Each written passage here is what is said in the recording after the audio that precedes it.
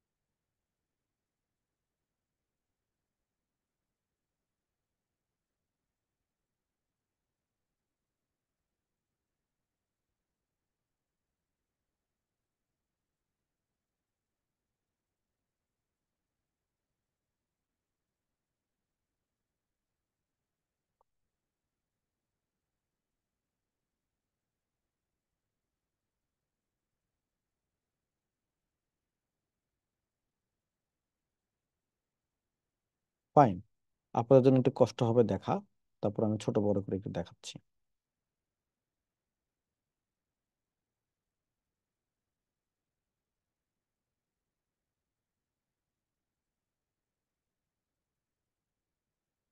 আম,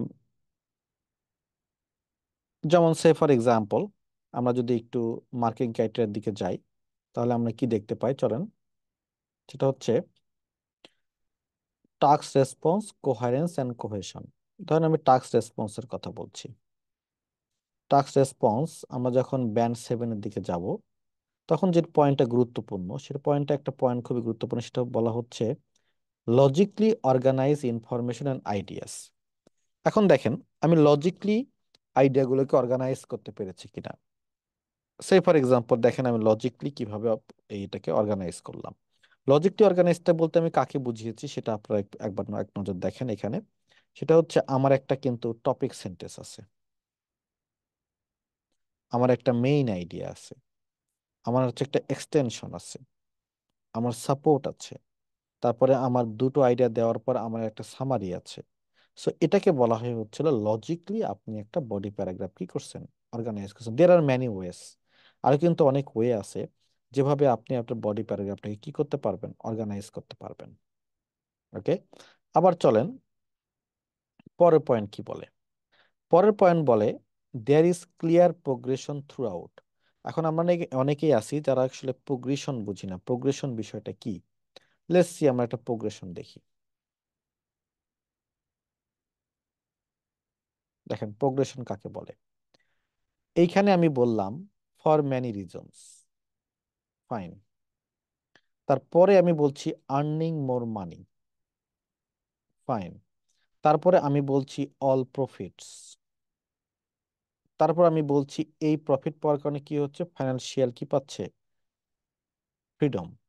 তারপরে হচ্ছে কি, তার লিভিং স্ট্যান্ডার্ড কি হচ্ছে, ইমপ্রুভ। তারপরে নতুন পয়েন্ট আনলাম, সেটা হচ্ছে ওন ডিসিশন নিতে পারবে। তারপরে আমি বললাম যে হোয়াট এভার দে থিঙ্ক। তারপরে এদের মোর এফিশিয়েন্ট করবে,